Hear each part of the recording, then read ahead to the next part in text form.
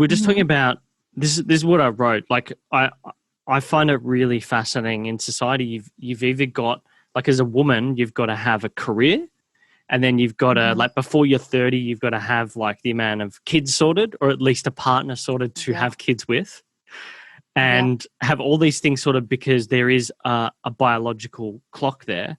But then also you've got like society saying that because this is what my mum said to me, like, so her and dad ran their business together. It was very tough in the early days, and they did really well later on in life. But she also had to raise the kids and work, you know, your 3 or 4 days in the business, basically in charge of finances, because she's the smart one. My dad's the knuckle dragging ape that can just go talk nonstop to people.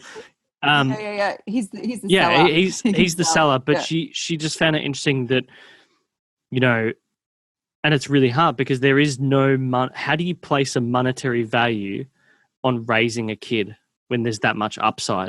But you can't. No, you literally can't. Well, what does Beyonce say? You know, bear the children and get back to business. You know, that's what we do. That's especially in this day, you know, where I think there's a lot more expectation on, you know, us working, being a mum, and as you said, like trying to do it all before a certain age.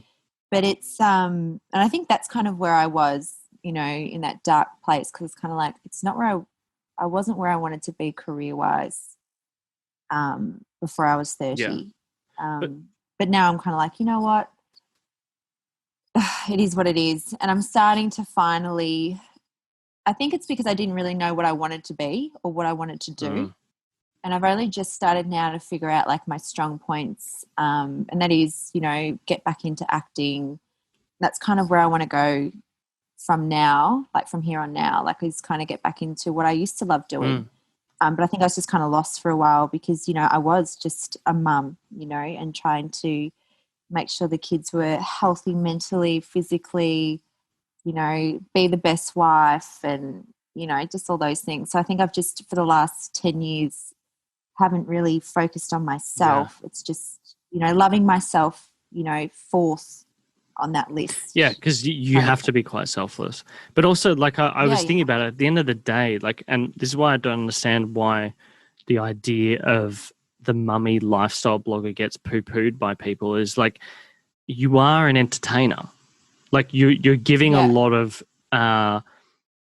women who are underserved something that they can use as escapism or a circuit breaker. Like, I noticed with a lot of one thing you do really well is you integrate comedy really well into what you do, like whether it's the TikToks or the memes. Like, what was one of the ones I wrote down? It was what's better? It was like shopping without kids or having sex. It was something like that. Oh, shopping without kids and is definitely the best on that list. And so, like, it just had me thinking, like, there are so many women that it would be invaluable for. Oh yeah, for sure. No, I think the whole, like, and I think a lot of Instagram girls or mummy bloggers that have really started to go online and show their life, it's just kind of an outlet, you know, because you are at home all the time. Yeah. And, you know, it's just like Groundhog Day. So I think that creative outlet was something that's the reason what attracted, you know, to me, putting my Instagram from private to public, which I did that about 2 years ago, and just kind of see where it went. Because I was like, I'm bored. What do I want to be? What do I want to do? I might just turn it on public and see what happens, because I did see this like shift in everyone and people that I was talking to that in that mummy blog world were saying it's just like a creative outlet that you kind of can tell a story. It's your own story, kind of like a reality TV show, I guess. It is. I mean, like I grew up down the road from, she's now known as Sophie Pierce, but Sophie Sturrock. She's known as Sophie Pierce now, obviously marrying Nick, and she's another large, I guess you could call it lifestyle blogger. She's also she's probably one of the only ones that has a podcast. Oh, really? So, but I feel like she's only really started focusing on it in the last 18 months. like yourself, Yeah. probably. Yeah. There was definitely a shift, I reckon, about 2-3 years ago. I don't Yeah. know. I don't know what it Definitely. was. I don't know if it was an element of, well, maybe it was a change in the feed on Instagram being more focused on individuals as opposed to businesses, and therefore something like what the two of you were doing is really elevated in the platform, the algorithm, because it's relatable, it's personal.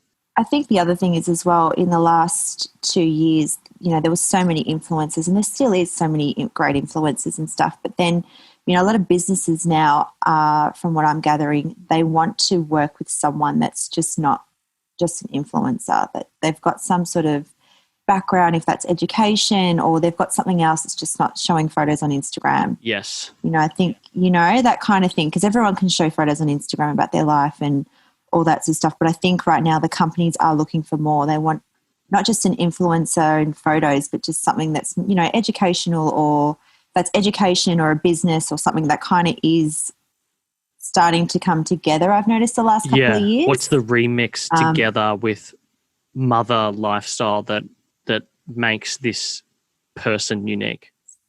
Yeah, unique and stand out. Have you thought? Have you thought about that for yourself? What is that? I have, because obviously being with Prue from One Day Dream, we're really I'm in transition at the moment. It's kind of like figuring out what that extra thing is. You know, obviously having the podcast was that little bit of extra thing. So it's not, I'm just not a mummy blogger. It's so right now we're still trying to figure that out. Like, what is that thing that makes me kind of stand out? Because I noticed on one thing your podcast has is it uses a lot of. I mean, it's very hard now that you're in lockdown, but so all hard. the initial episodes before lockdown integrated some sort of specialist. Yes, yeah. I think because I felt like, you know, in the podcast world, there was a lot of conversations, but there was no kind of insight on, you know, those topics and stuff. It was just kind of like he, she, you know, she says, we say kind of thing. It was just like a conversation. And I think what I wanted to bring with our podcast was having a specialist that we could kind of bounce off, but then also ask the nitty gritty questions and actually have proper information about the topic. You know, that's, you know, having a sex therapist or having a behavior therapist on children, having swingers, you know, come on and talk about, you know, open marriages and swingers and stuff. It's just like having that bit of extra on, you know, having people come back for more. Do you think that's like a natural part of your personality?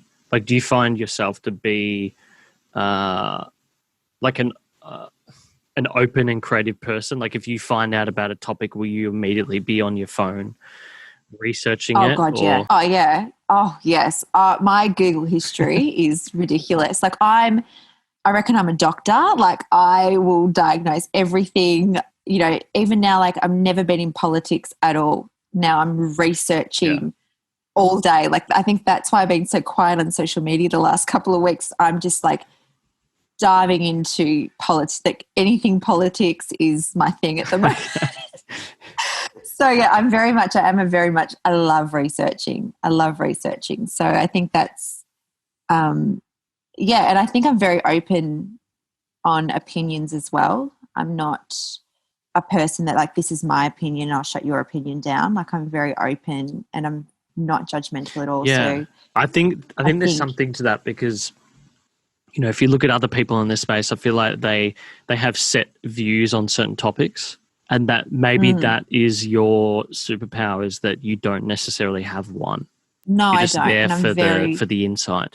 Yeah, and I love, you know, learning about things, and, you know, I love people's opinions, and I'm very open to that stuff. So yeah, I guess that is a kind of a superpower because there's no judgment. No judgment at all. Yeah, I think you'd have to be, because if you're like I said, a lot of your stuff has that element of comedy, and I think inherently you have to be that type of person if anything is funny, because funny is funny. Yeah. Like, there's no political correctness with comedy. It's very hard to be in that sphere, having interviewed a lot of people in that space, and and be politically correct. Anything just has to be open to you as an individual.